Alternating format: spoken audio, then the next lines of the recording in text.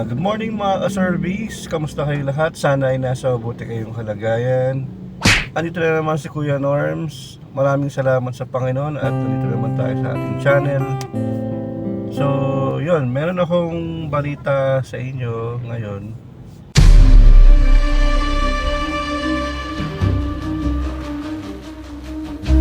Yun, ang balita ko sa inyo ngayon ay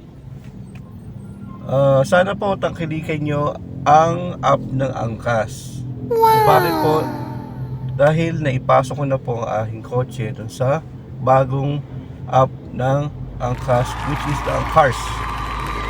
So pwede na po kayo mag-book ng Angkars na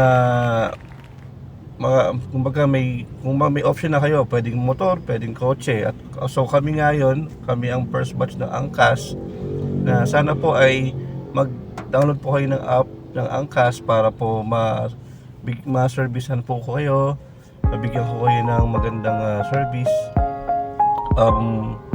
Yun, para po makatulong po kayo sa akin sa aking paghahanap buhay para sa aking pamilya. Yun. Kaya maraming salamat mga service. Yun po ang aking balita.